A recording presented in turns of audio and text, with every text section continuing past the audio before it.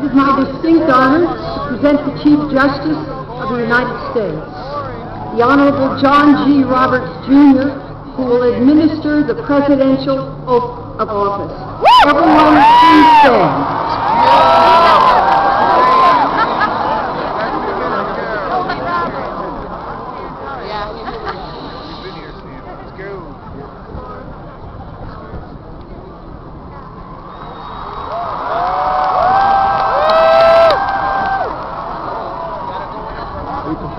The oath, Senator? I, Barack Hussein Obama, do solemnly swear. I, Barack Hussein Obama, do solemnly swear. The office of President to the United States faithfully. I will execute faithfully the President of the United States. President of the United States faithfully. And will, to the best of my ability, preserve, protect, and defend the Constitution of the United States. Preserve, protect, and defend the Constitution of the United States. So help you God. So help me God. Congratulations, Mr. President.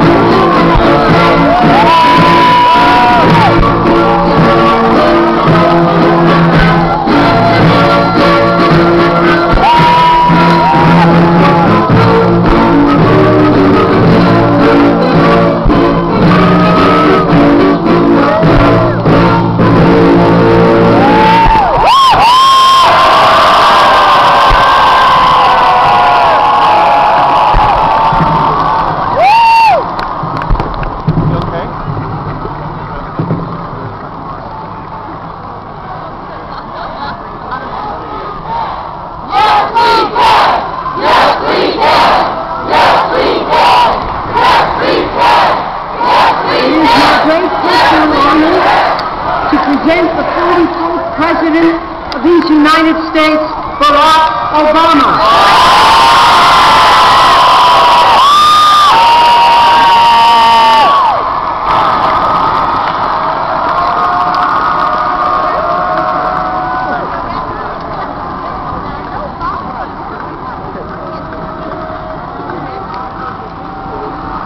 Thank you. Thank you.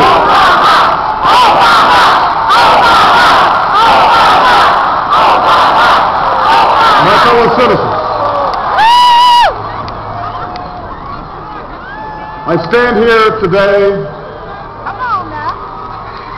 humbled by the task before us, grateful for the trust you've bestowed, mindful of the sacrifices borne by our ancestors. I thank President Bush for his service to our nation.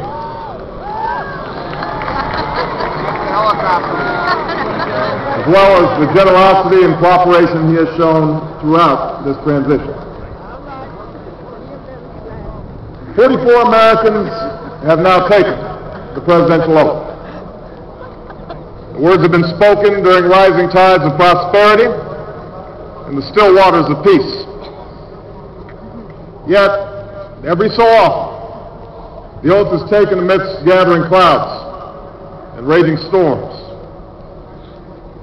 At these moments, America has carried on not simply because of the skill or vision of those in high office, but because we, the people, have remained faithful to the ideals of our forebears and true to our founding documents. So it has been, so it must be with this generation of Americans. That we are in the midst of crisis is now well understood. Our nation is at war against a far-reaching network of violence and hatred. Our economy is badly weakened, a consequence of greed and irresponsibility on the part of some, but also our collective failure to make hard choices and prepare the nation for a new age. Homes have been lost, jobs shed, businesses shuttered.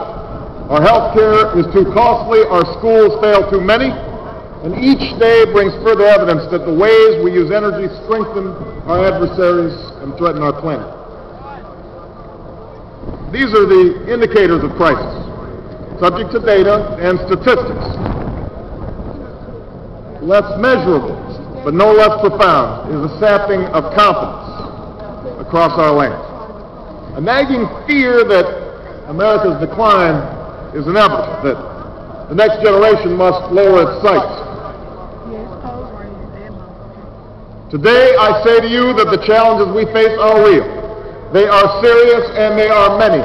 They will not be met easily or in a short span of time. But know this, America, they will be met.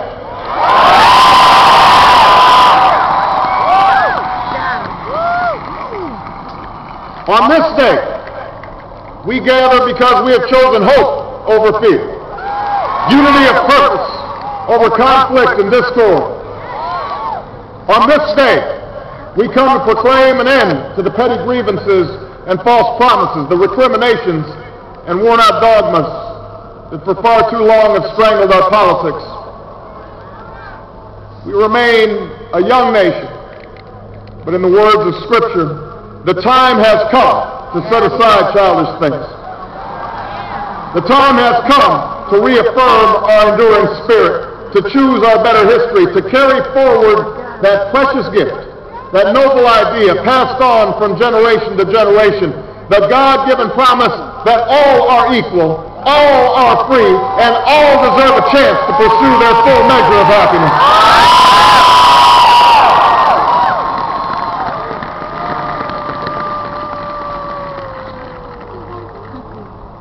In reaffirming the greatness of our nation, we understand that greatness is never a given.